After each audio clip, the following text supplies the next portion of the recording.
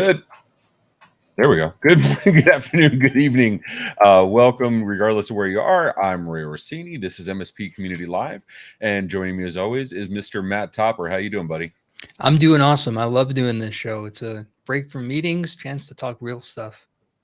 Yeah, it's cool. It gives us a justifiable reason to talk about the stuff we're already talking about all day, but now it's work. So It is I'll work. take it. I'll take it. So any excitement for you this morning or this week? This week, we'll talk about it towards the end too.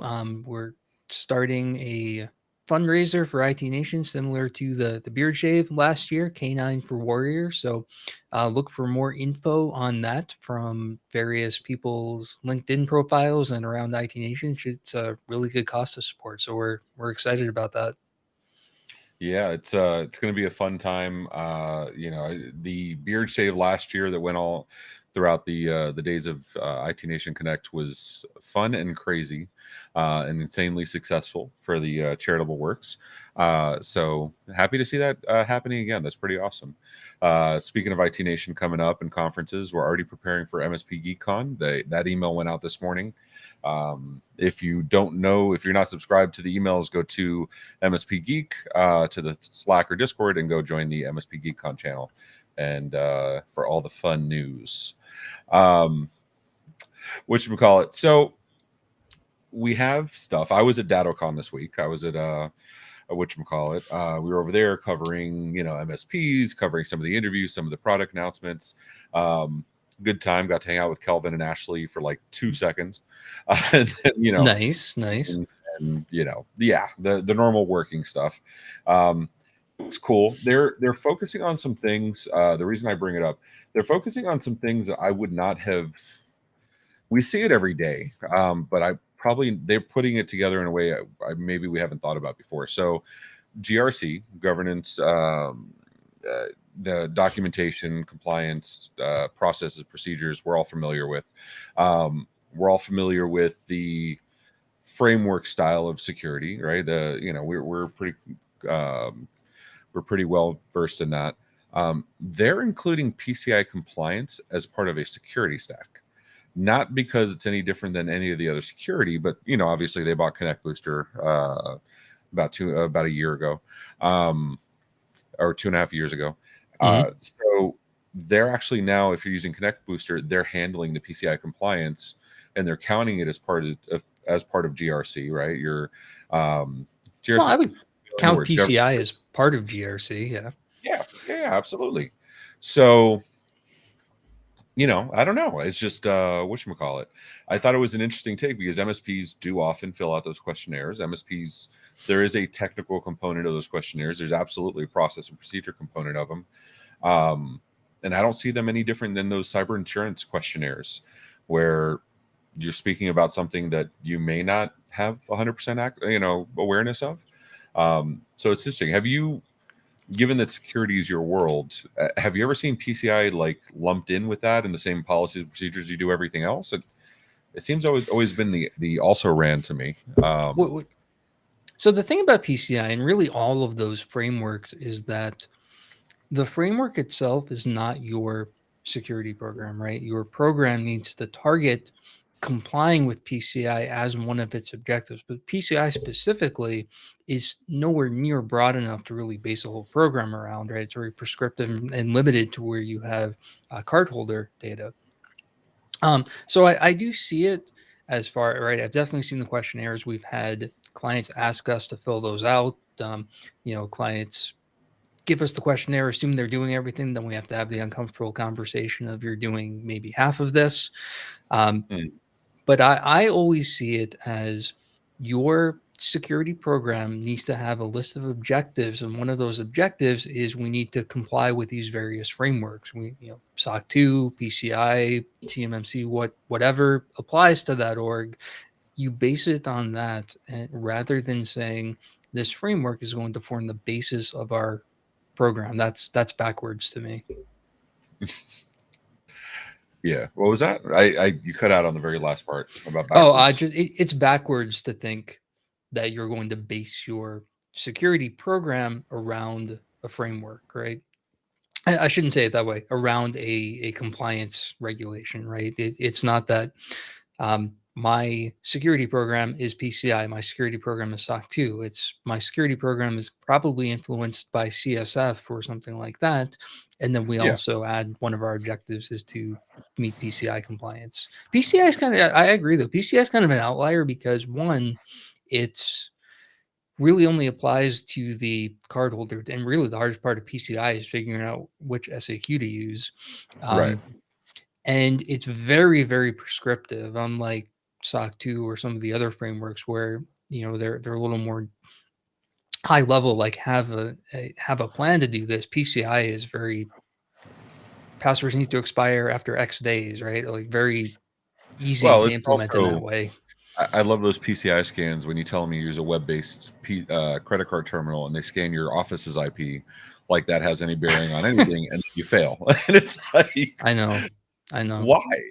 Or if they scan you and you do the proper thing, which is drop, not reject, and because you don't want to make yourself a target, and then they complain that they can't scan you properly because they're not getting a response, which is the proper security posture. But I get that whatever. one though. I get that Do one. you? Why? Tell me. So I like to think of it as I want my systems to be secure even if the firewall isn't there, right? Yeah. And so if there's a vuln that could be exploited by having something inside running that same thing, I want that caught and then just add the extra bonus of the firewall on top of that at the edge. I if it's presented as that, I would agree with you 100%. If we're also where you're doing it from is just as much at risk as your, payment terminal, we want to make sure you're not giving, unfettered access, UPnP is not available externally, that kind of thing. Right. I'd be 100% behind it. They don't describe it as that. That is absolutely probably the intention behind it. And with that, I would 100% agree. But like with most error messages, Yeah, I agree. They never say it that way. They just say, we yeah, can't scan you and you fail.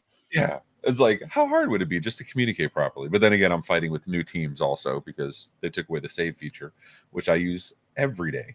So anyway, But we I'm talked being about it. a There's no grumpy old. electron. It's better. It's better because it does less things. I hate new teams, so I'm using Teams Web because we're hit by that. Okay, have you been hit by the Teams bug where you can only see your call screen on mobile? You can't actually see any of the other Mm, screens. no. So we're going through that. There's an open bug report. I'll actually have Simon put it in the chat or in the show notes afterward.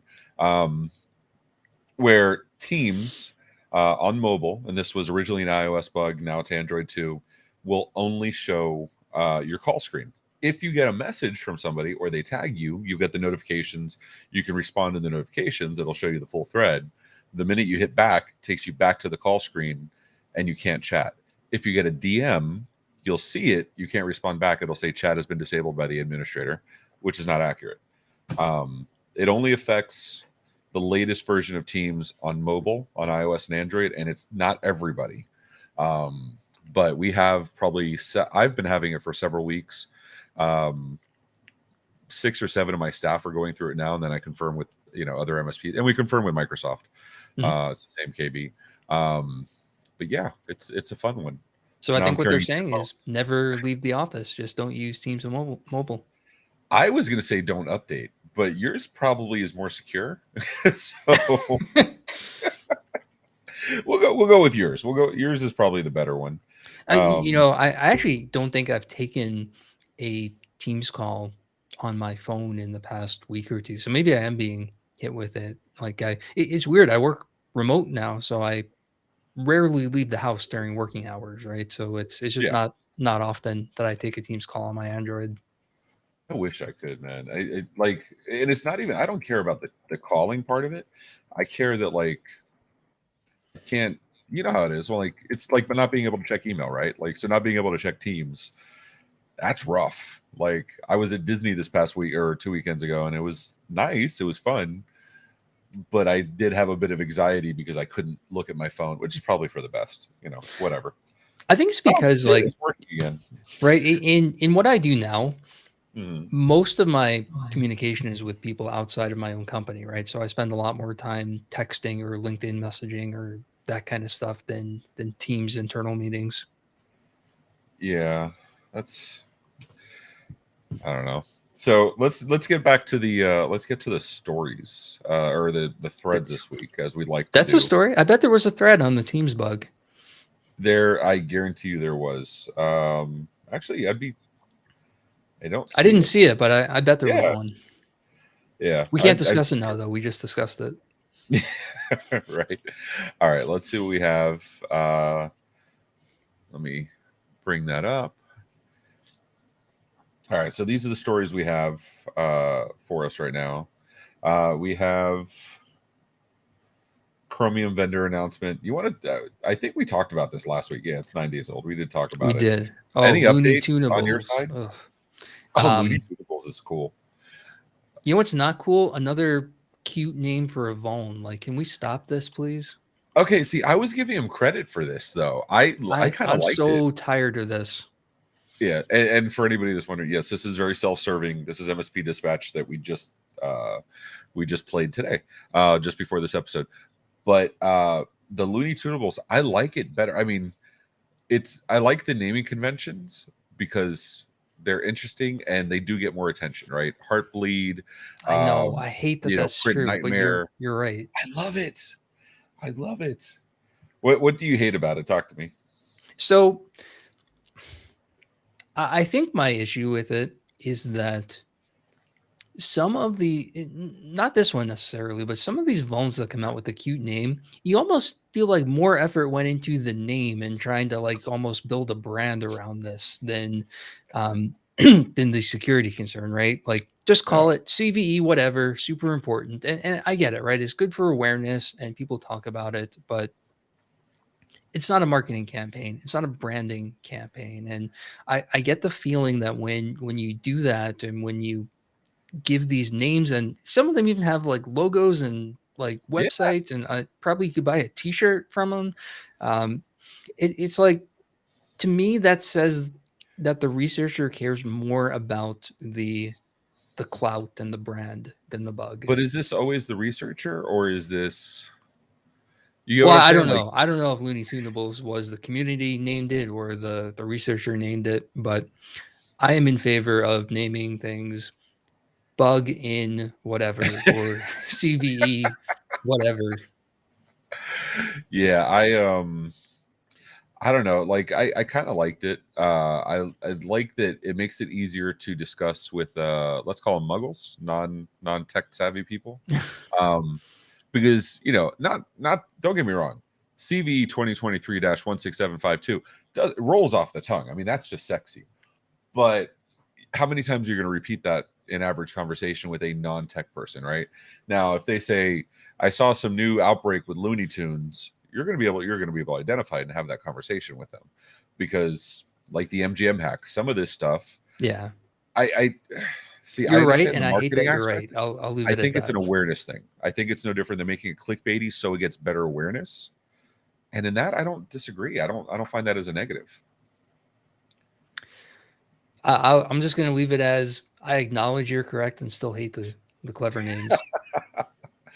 It's fine. I will Danny say has Looney a Tunables is a clever name. Like let's not, Yeah, let's give credit where that's a good credit's due. name. We'll give him Regardless of how credit for we that. feel about the practice, the name is pretty good. Okay, Yeah. vent over.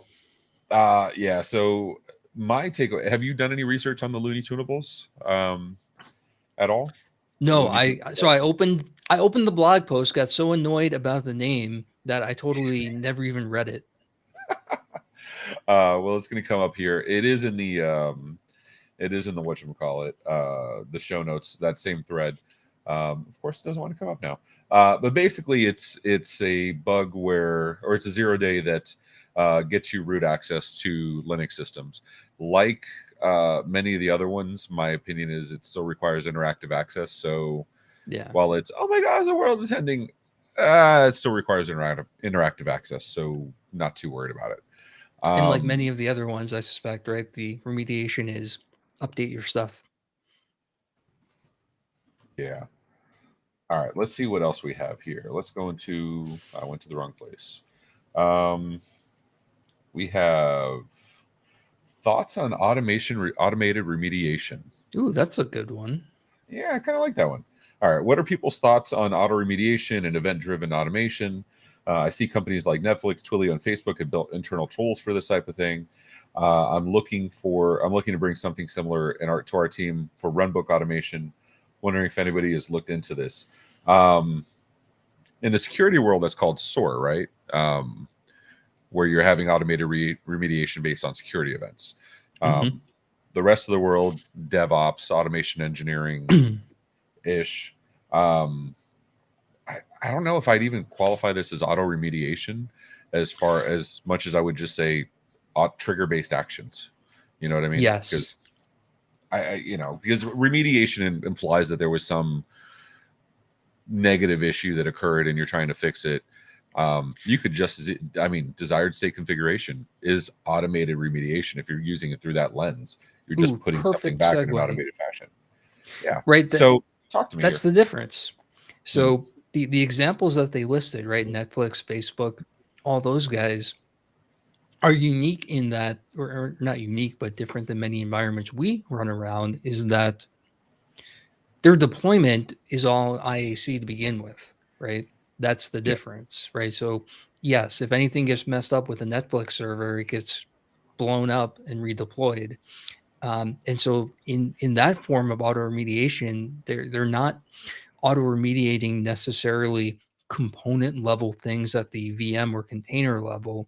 They're destroying the whole thing, starting over, and they can do that because it's all auto deployed easily. Kind of the same thing Right. that we're starting to get into as an industry with like autopilot, right? If something Yeah. happens with the machine, you nuke it and redeploy, and the onus is on you to make deployment seamless. Which is what that Tony and I have talked about that over and over again. I love that. That's my favorite place to be.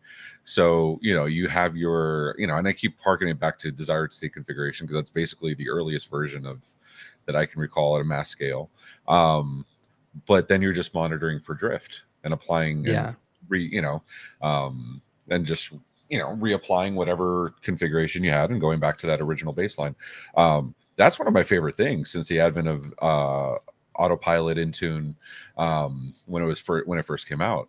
Of being able to do a Windows 10 reset was the first half of that, right? Being able to just reset and get back to a known working state very, very easily. Now you can do that Windows 10 reset, and as soon as you log in, you have all your stuff again. Yeah. I mean, that's made life so much easier. I don't know about you, but I reset my devices probably at least once a year. I'll wipe them out. For sure. My personal devices are in a personal 365 tenant, and if something gets messed up, get that reset and done. And Yeah, it's nice for us because it trains us to um, get machines to a complete working state right after deployment, right? So it gives you pressure and incentive to not just get your settings deployed, but get your apps deployed, get the settings standardized, get everything like to a working state, as opposed to the old world where it was, hey, maybe we'll get some apps deployed, but then a tech has to come and set everything up for half an hour or an and that hour would be afterwards. at least an hour, right? Like that's and not to mention, or you'd get the device shipped to you, you set it up, configure it, do the whole thing on the bench, repack it, take it to the client, unpack it, put it out there, still do the user setup anyway. Right? Um, so you were a couple hours in on a PC when hardware, you're not making a ton of money off hardware. So, versus nowadays, you can just order, leave in the box, like to keep a spare in the office. You don't have to worry. It could be new in box. You just unpack it, turn it on, log in, join it to the Wi-Fi, log in, and you're good. And you can even automate that portion too if you want. Yeah. Um, I love that kind of it removes the dependency on specific devices. That makes it more Agreed. ubiquitous, right? Agreed. Your laptop doesn't work, grab another laptop, you're good to go. Um, I love that mentality. But let's go to the let's go to the auto remediation Yeah, because I I guarantee you took us some of the off. people mentioned that. Um, So yeah, they went straight I to am though security. in favor of like if you find some uh, setting that came up or something, because if you're looking at the micro level of individual parts of a device or applications, or VPN client got messed up, can you redeploy that kind of thing, and that type Yeah, of remediation, which is I think what they're asking. um yeah, I then think so. I'm in favor of that too. I think they just didn't realize they weren't saying that when they compared it to Netflix. That's a different animal. Yeah, lots of software recommendations. SaaS alerts, yes, absolutely. Why wouldn't you do this? I mean, Yeah. I was kind of waiting for one of these kind of responses because you're an MSP. You should not be questioning if you should do automation. You should not question if you should do security. You should not question if you should do unique passwords. Um, but we're all at different stages of our careers, so I get it. I do Um, like the second line of that answer above, um, which was have some mechanism to, like if a service is crashing every 5 minutes, have some way to alert on that rather than constantly restarting it and saying everything's good. yeah, I like that. Um, yeah, because a lot of times, yes, restarting solves the issue, but it also removes many times whatever logs you needed, right? If there was something in memory.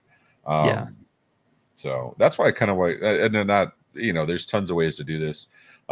The easy way, tier 2 tickets help desk buttons has a free tier for I think up to 25 devices. And when a user submits, and other tools do this too. This is not, I'm just referencing tier 2 tickets because we did a partner first with them. But it actually pre-records actions so that if they submit a ticket, it'll submit those previous actions up to the ticket, and it just rotates that information that it's storing. Yeah. So they're not storing it long term. And I thought that was a pretty elegant way to do it, to save the data, still be able to remediate, but not lose data you had access to. Thought that Yeah. was kind of a cool thing. It's another, don't spend too much time thinking about tool. Like whatever you're using for management can do remediation, I'm sure. Like just 100%. use that. Yeah. All right. Does anyone have a contract support? Good luck. Yeah, Assign right. system admin. So not so much on the system admin, but assigning a tech directly to the client. That's the client's tech, either a dedicated one or somebody that pods do this, right? That we have certain clients for certain groups of techs. Assign sysadmin. Wondering how many of your clients get assigned sysadmins. All, only big ones. How many clients get assigned to an admin? Very similar to pod structure. So what's your take on this, Matt? What did you guys do, your MSP? Did you have this?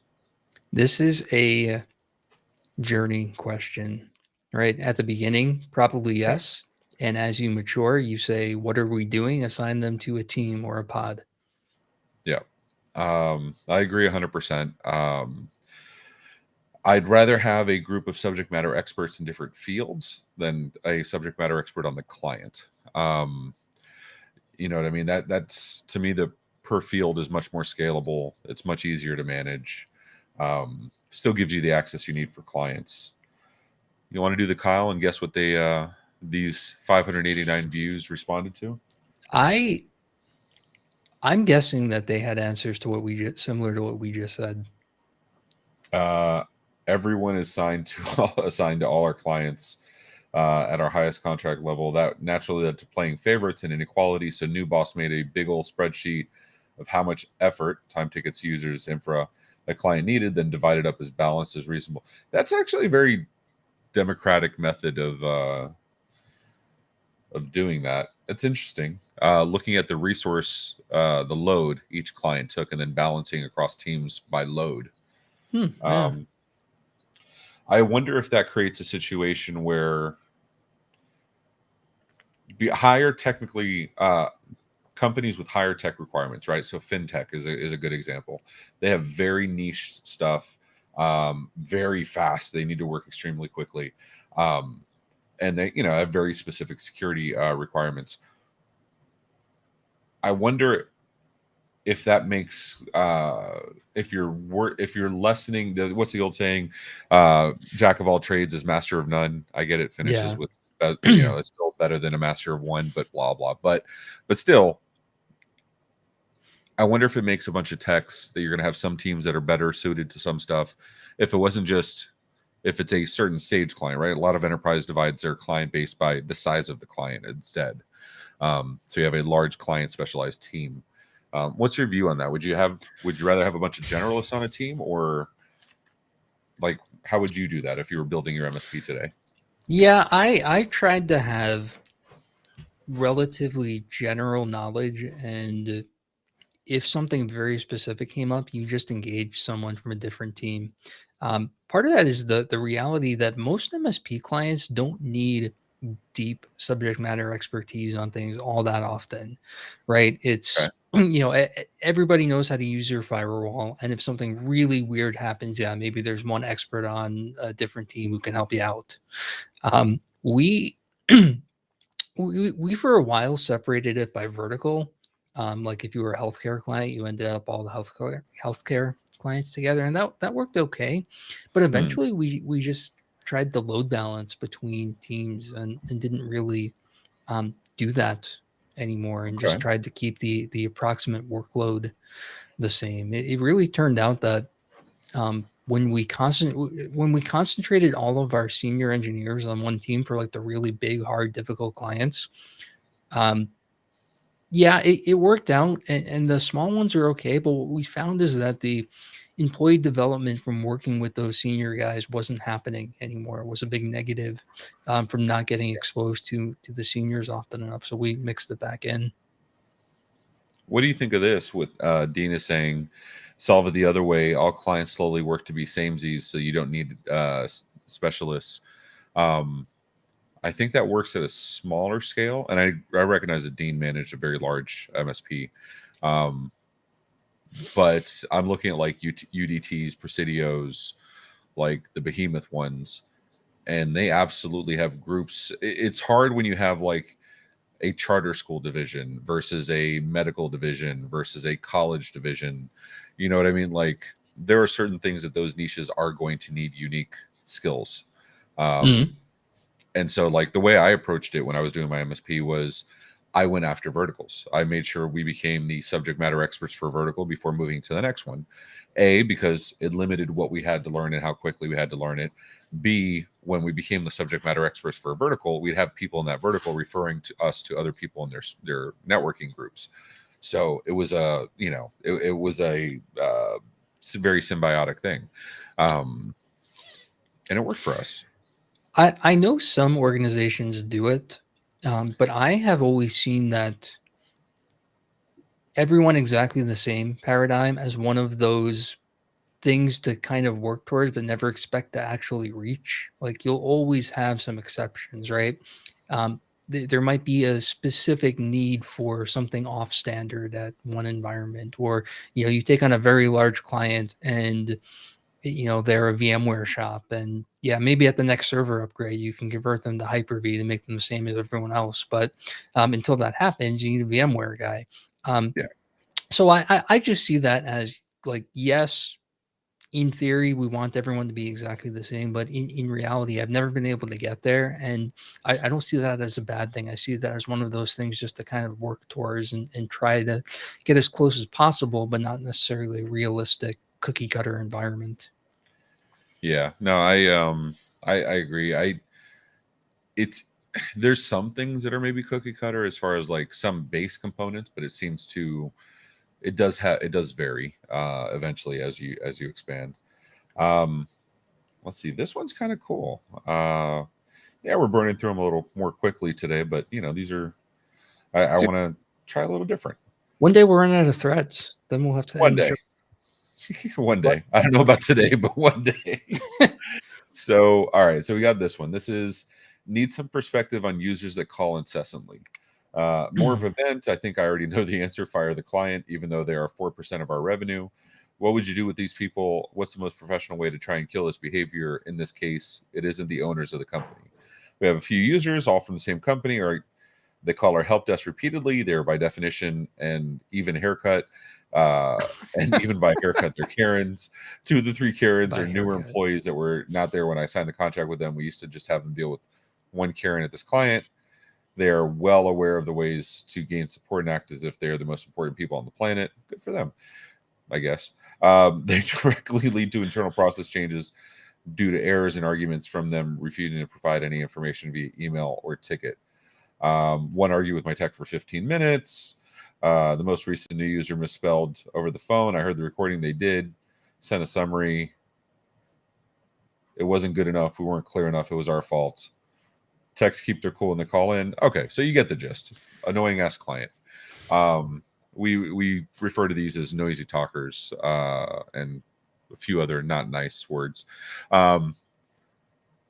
Matt, there's no way in hell you worked at an MSP and didn't deal with this every once in a while. Oh yeah. What how did you handle stuff like this, or how would you handle stuff like this if you were faced with this today? So the first question, and I think that post answered it, is are they actually having legitimate issues all the time? And if so, then fix that. Um, most of the time when we had this kind of client, they didn't last long. And sometimes it was we fired them, but sometimes it was just they were that client that churns through every MSP in the city. And we would deal with it to a point. If they were just calling a lot and not being disrespectful, then we'd probably be okay with it and probably raise prices if they lasted long enough to a price increase. Hmm. Most of the time, though, these guys just burn through every provider they can and leave on their own before too long, in my experience. My problem with this whole thread is that it starts at the top, that management knows, the owners know that these users are a problem. So when I see something like we had this issue and it's causing policy processes to be changed, why are managers or why are the owners allowing this to happen? Like, why is that not being it? Because if you don't have executive adoption, you're not going to win any argument. Yeah. Um, you know what I mean? So, and if processes are going to be changed, are they being changed because the MSP is acquiescing to the Karens, or because the owners are requiring them to acquiesce to the Karens? Because if it's the former, that's the MSP's fault. You know what I mean? Like, I'm not saying don't be flexible with people, but there are lines of what you'll accept and what you won't accept. I'll give a good example. We have a client that called us recently and wanted to change the way we communicate with them, and they wanted to adjust our entire policy just for them, and the answer was no. Really simply, if they want to let us know the request every time they request, and we'll honor their request, but we're not adjusting our entire support process for one client. Um, Mhm. if it's the latter, where management is forcing this on the MSP to just acquiesce to these Karens, that's a larger problem, in my opinion. Yeah. Well, that's a good point, right? Has this even been brought up to the client, right? That there's this problematic user Yeah, calling all the time. Sounds like no, based on this post. that's what it sounds like to me too. And then the other thing is, I like to put it back in the what works for the client. Do you realize you have your employee eating shit, harassing one of my techs for 15 minutes instead of doing their job? So Like, that's a really good point, right? Like you can tolerate noisy users, but you can't tolerate disrespect, right? right, That's just 100%. not okay for your staff to get yelled at like that. That has to be addressed with the client. Like, I have no problem saying, look, I really want to help you. This is the way we need to help you. If you don't want to do it because it's inconvenient or you have other priorities, I completely respect that. Get back to us when you're ready to work on it. Mhm. Put it on them. Like, I don't see the problem.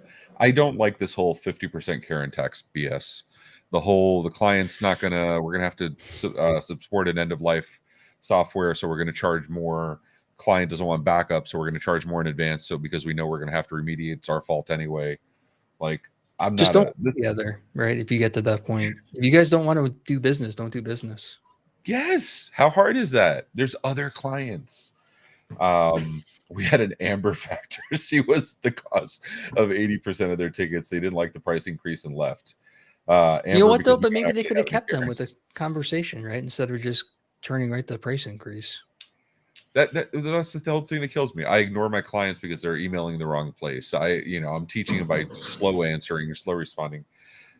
Just face the conversation. It makes everybody's lives easier. Um, let's see. I would start by breaking down their MR, how many labor hours. I mean, I to me I mean, this that's never a actually factor, rises. maybe. Yeah, it's never risen to me to the point where it was so negative it was actually costing us money. I've never had that point. Frustration, 100%.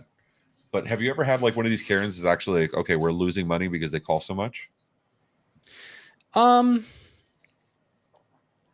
we had one that we did have unprofitable months on this client because they called so much and the volume was higher than we expected. Over the course of a year though, no. Yeah, yeah, and even with that, like even even when a project goes higher or something goes higher, you can still you make it up over the other months. Like it's Yeah. not the end of the world. Now, if after a year you're still losing money, that's a whole other problem. That's a different conversation. I mean, that's Um, such a good point, right? Like it's why when you're doing projects, it's just not worth getting into arguments about like 2-hour change orders and things like that. You yeah, make it up over time. 100%. Um, Phil says every vulnerability needs a cute name.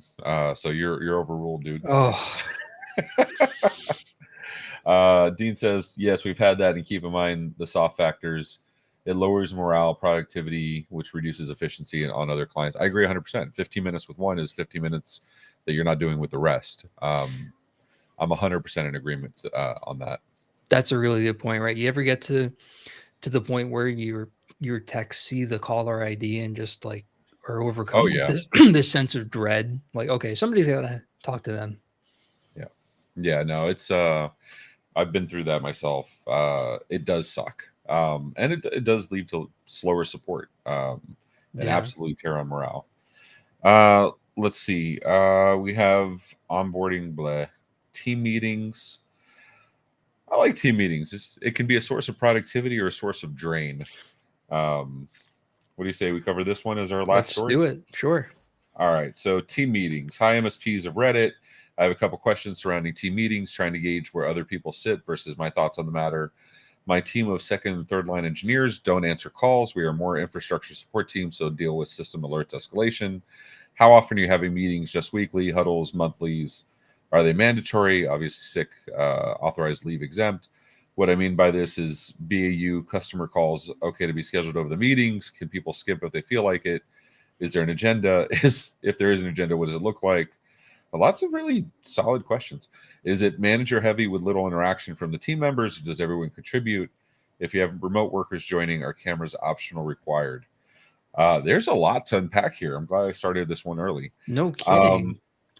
let's go from the first meetings and their frequency.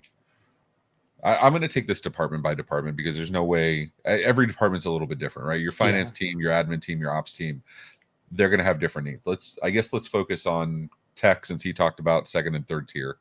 Let's talk about tech. How do you feel about meetings with tech specifically? So what we started doing was 15 minutes stand up every morning, and if you were in the office, you were right in the common area with the camera and mic, and otherwise you called in to the meeting like on your way in to work or wherever you were going, um, and did not have very often all hand, all department, all tech meetings. Aside from that, maybe individual teams would have a weekly or bi-weekly meeting. Hmm. That was mostly to say, hey, I'm going to be on site today, I'm dealing with this, right? So everybody kind of knew what was going on. Hmm. So we do uh, our cadences at a company level. We do daily stand up company wide. Now we're under 50 people. It's not that hard to do. It's a quick 10-minute thing at 8:30 in the morning. We do have a presentation deck that we rotate through the company. People do it, different people do it, but everybody has to do it. And we go over stuff like important topics, but also like what day of the national holiday, national days, joke of the day, any social stuff we have coming up. Like we try to keep it Mhm. well rounded, not boring, and cover business topics. Then my teams do we call it schedule review. That is a quick fire. Do you have any questions, any challenges? Go on with life, and my teams go, and then they peel off, and the next one comes in, they peel off. Yeah. Um, it works really well for us. And then each department has a department weekly meeting. That's not to say they don't do other stuff, but they have a weekly department meeting with an agenda The agenda has to be posted 24 hours in advance, or at least a business day in advance. Mhm. Everybody gets asked for the topics, but it's posted there so we know what to prepare for and what to have the conversation on. And that's worked well for most departments, including tech. Yeah. Um, Not perfect, but it works. The Uh, stand up is the most important part, I yeah, think. So we were in EOS company, right? And so the department meetings were all L10 meetings, and some techs had trouble with that. It became yeah, like very complicated and too structured. That part didn't go as well. yeah. So it's funny because obviously I own MSP Media Network as well. The team there, we just revised the training structure because Simon actually brought up a good point. Um, they're creatives and they need to collaborate and spitball stuff that's not ready for my consumption yet as the boss, but they need a space to be able to do that. So I used to join their schedule reviews. Now I'm only joining once or twice a week. Mhm. They leave the channel open and they just have conversations. Dean's team does the same thing. They leave the channel open in the morning and just talk if they want to, but they're also working as they're talking. Mm. Um, that's kind of cool. The techs use Gather. Have you ever seen Gather? That's something Ashley Cooper put me onto. Yes, we used it at Gradient. Yeah, Uh, that's exactly. Yeah. Um, so for anybody that hasn't seen Gather, very cool. How would you describe Gather? I was trying to describe this to one of my teams this week, it and looks I like was failing. it looks like an old like Super Mario game that you can walk around in, and when Yeah, you get to the same spot, like a Slack huddle opens up. yeah. It's interesting. You can build different worlds. Yeah, I'm gonna block that for now. Um, and you build your office space. This was actually one of my techs had been to my office. He works remotely, but he'd been to Miami for a conference. And from that one time he visited my office, he built my office here in Gather. Yeah, it's Um, very cool. let me see where But no Ashley. SSO, at least at the time. That really annoyed me. No, no SSO. Very weak API. I would it would have been nice because we have automation right now in Teams where whatchamacallit, if we start working a ticket, we mark it in progress, it puts the note in Teams in the channel. This ticket's been marked in progress as a client name, type, subtype, item, and priority. And that's pretty cool. I'd love to be able to do that if they're working in Gather. So we have the unified communication everywhere, right? Yeah. Gather was not capable of it. So here's Ash in a room. The way it works is as you get closer, you can see it popped up. Oh no, you can't see it on your screen, but it pops up at the top, her video and audio, and we can start talking. And so if I'm out here, I can't actually hear her, but if I'm in here, I can. Yeah. Um, so that it's really cool. I kind of It, like it. it's nice if you're, especially for like an all remote company, Yeah, like at Gradient, some of us had never even met each other. yeah, And it was nice. It felt like you were at an office walking the hallways, and the pop-in kind of meetings that I think are productive, often more productive than scheduled meetings. yeah. No, I agree 100%. It was very cool. It was something I enjoyed using a lot. I stopped. The techs still do on occasion. Um, but yeah, I mean, it was as a collaboration tool. It was kind of cool. So let's go through here. What else did we miss here from this gentleman? I think we only answered the first bullet point. Yeah. So we have. So we got cadence. Are they mandatory? Um, can somebody duck out if they have a meeting, something scheduled, they have a I ticket? mean, Are they mandatory? What's your take on this?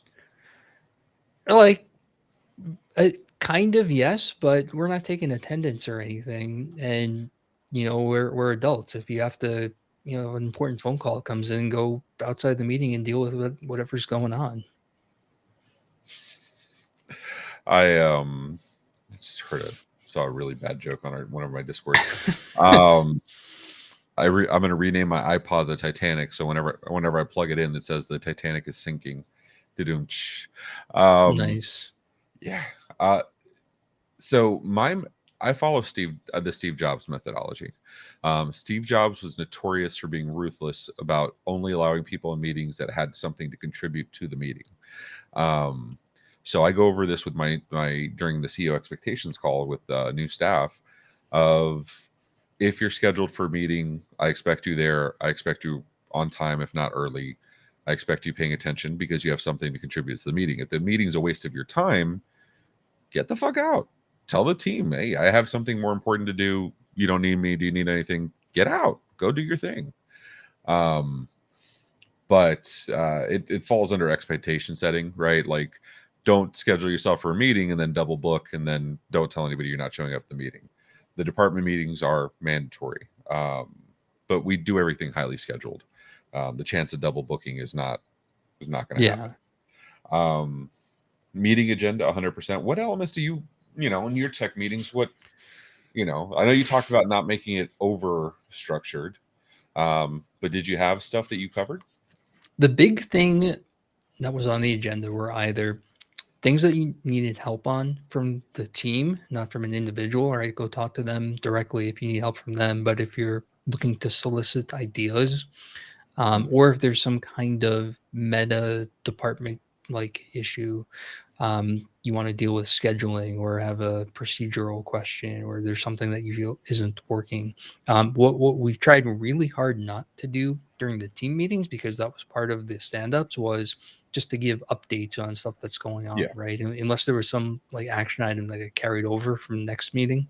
And remember, like we're all L10 meetings, right? So there were, did you get this stuff done? Yes, move on. yeah, That kind of stuff. But it should really be things that needed the input of the team. And that's what I stressed. Like, don't come in and say, hey Matt, I have this problem with you. Come talk to me directly. Um, that's the agenda. yeah. Soft agenda. Ours isn't much different. Covering stuff that may have been challenges during the week, so we can, identify and share with the entire team, so they have those same skills too.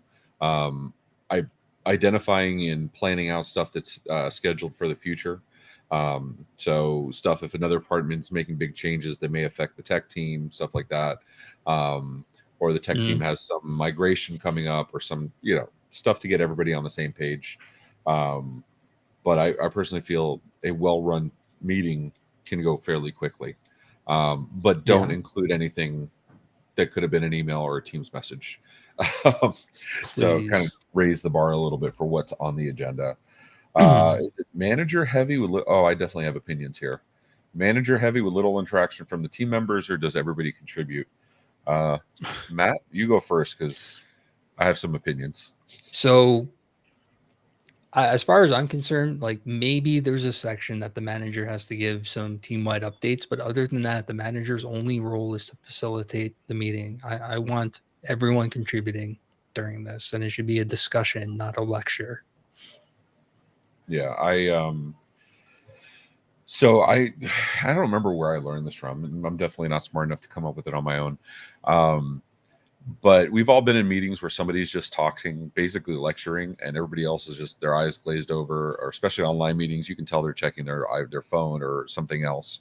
Um, we To combat that, I make sure they're all involved, right? So I will call on people during a meeting to have them, give feedback. And it's never the same people in the same order. I have certain people, because they have to, if it's stuff that's general knowledge, I will require people to discuss it themselves instead of the manager doing it. Um, and it keeps them on their toes. They kind of have to pay attention. It's not an optional thing. Um, so, there's nothing they can do. Hmm. Or it's not nothing they can do, but they have to pay attention. Better said. That sounds so You make ominous. them participate, right? Like Yeah. if it's just you talking about stuff, it goes back to your point. It could have been an email. Yeah. Yeah. It gets boring, right? Um, so if you have workers joining, are cameras optional or required? um, they're they're kind of required. I do not like people who don't go on camera during that. you're not going to get kicked out of the meeting most likely, but if it's a habit where you're frequently not on camera, it is going to be a conversation later. I really want everyone to be there and present. Yeah, we require it. Um, we require it because there's certain things you only get when you're looking at somebody's physical response. Um, you can tell if they're confused or if they're not understanding something or if they disagree with something. Obviously, some people are more expressive than others, but you know, it also you can tell when there's attention, when there's not attention. So we require them on. It also helps you kind of humanize the other person on the other side of the, especially video calls. Yeah. Um, we like you, we have staff members that have never met in person. But when you see each other, you look in each other's eyes, staring longingly. No, but seriously, like, you look into each other's eyes and you develop a connection that you're not going to get by text or just by voice Yeah. only. Um, And so just yeah, be smart about it, right? Like if the doorbell rings or like you're at home sick, just say, "Hey, no camera today because I'm right. like sick or like I had 5 minutes to eat lunch and I have to eat during the meeting." Like just be a grown up about Yeah. it. No, I mean, yeah, I say required, but yeah, there's always exceptions, of course. Um, let's see how Reddit responded. Actually, Reddit first response is from Dean. So let's see how Dean responded. You should always have an agenda, even if it's the same agenda and it's one sentence, even for huddles. Yep. Do a 10 level 10 meeting for my US or lean team meeting, any sort of official meeting format, but you're going to need an agenda for all of them. I'd start here. If you want, start a 5-minute start of shift huddle. Everyone shares a stress level on scale 1 to 5, then gives a quick overview of what they have on deck for the day. It can be that simple. Um, Stress level is interesting.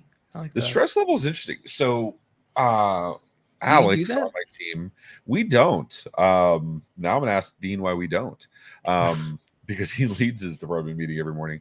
Um, Alex had also brought up something cool where with her, we just brought on 2 more BDRs, and with her 2 hires, she asked them, "What workplace traumas did you have at your previous employment that we should think about here?"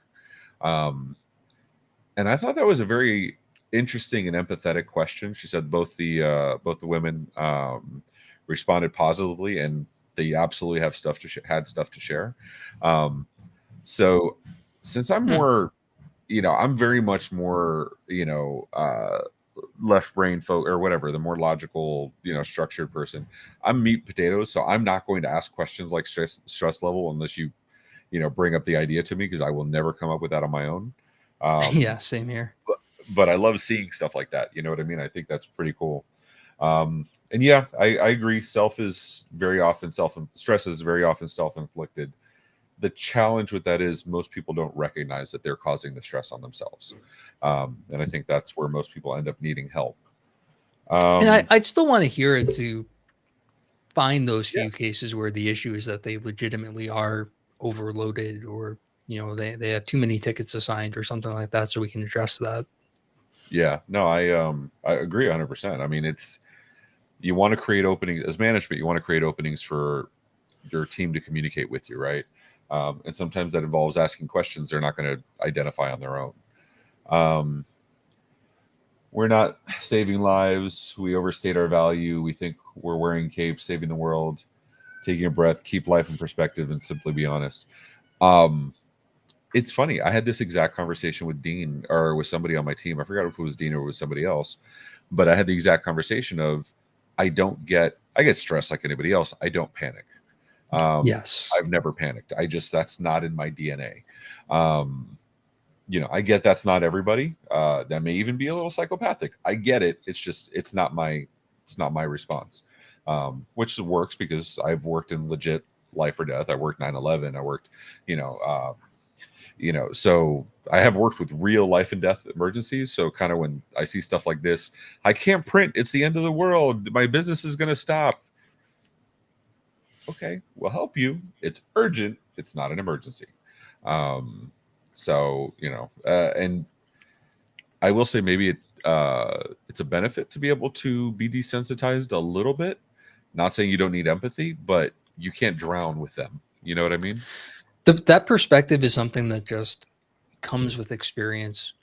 Almost everyone who I've met early in their careers and who came in like fresh out of school has, in that the world is going to end if I don't get this ticket closed or this password reset. And after you've done this a while, you start to get it and put it into Yeah. perspective. But I think it's one of those things that no matter how often you say it, you just can't get it until you get the experience and realize it yourself. Well, there's also the counterpoint. You don't want to lose your empathy, right? You don't want to become um, unfeeling, unsympathetic, because we can get jaded. I mean, especially responding to a lot of the shit we deal with, we can get jaded very, very easily, especially when we feel like clients aren't listening. Going back to that previous, you got the Yeah. Karens, the previous thread. Um, Those it's old a hard line. BOFH things. Yeah, it's hard though, right? It's hard to like. Have you found any like? Because we all get frustrated, we all get pissed off. But I want to end this on a positive note. Do you have any like go-to methods when you get frustrated with a client to give you that moment of breath before you respond back? So you're not just saying, "Hey, you bastard," but you're actually being productive. So what I tell clients, or not clients, what I tell employees, like if you need to vent and blow off some steam, like come to my office and do it. Like seriously, come yell at me Yeah, and let it out, and then go call the client back. I. It's funny. I've told both staff members and clients that. Um, I get the benefit that I work with a lot of, well, the same thing you do. We work with a lot of MSPs that, that a lot of them are good friends. But, everybody gets frustrated. And I've said, like, yell at me. I don't mind being the punching bag. It will rush off my back within 30 minutes, I promise. But I'd rather take it, let you vent, and then go on and be productive than do something. And I tell my staff all the time, like, I will protect my staff before anybody else, with the exception of family, but I will protect my staff first, even over clients. But don't, if you lose your temper, if you start cursing at them, if you lose your shit, you remove any support I could possibly give because you're just as wrong as they are at that point. Hmm. You know what I mean? Take the high road, let it out on me. I will absolutely have your back, but we can't also be wrong. You know what I mean?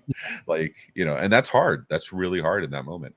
I used to put callers on hold. Like if I had, and this was at 9/11 too, it's actually something they taught us. But when you have somebody that's just going all in and refusing to acknowledge anything you're saying, there's nothing wrong with just putting them on hold. Let them, they will stop because you're shocking their system. They might also get pissed off, but you give it 10, 15 seconds, bring them back, remind them you're trying to help them. Sir, ma'am, I'm trying to help you, but we have to be able to communicate to do this. I understand you're frustrated. I want to help you. I want to get it resolved. We have certain things we need to get done. And that's not easy. It's really easy to say it now. It's not easy to do it, but it's important. You know what I And mean? if It's you do that, don't trust the mute button. yes. So we had I've been burned so many times with this.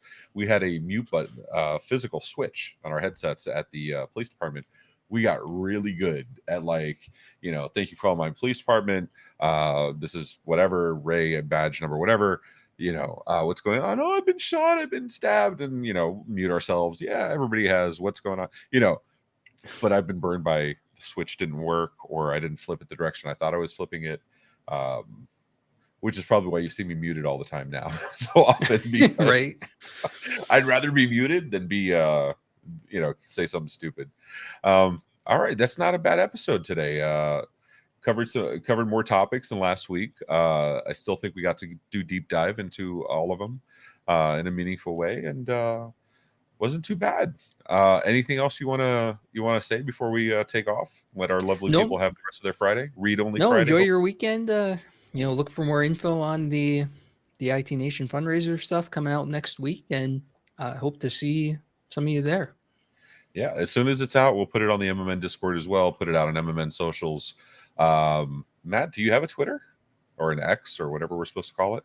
I think I technically do, and have never posted anything. I can't get into mine. I have at Ray Orsini, and I can't get into mine because it has my real estate email. So Like, what are you that's gonna? Hey, just found a really good parking spot. fun. There you go. All right, ladies and gentlemen, thank you so much for watching. It was fun. Oh, there you go. We're donating to support my son, a veteran, Sean Lardo. Sean Lardo is absolutely a Army veteran. Yeah. Um, used to jump out of planes. I think he still does for fun. But yeah, it'll be fun. We'll OIT, myself, MMN will absolutely be supporting that. But until next time, everybody, take care of yourselves and each other.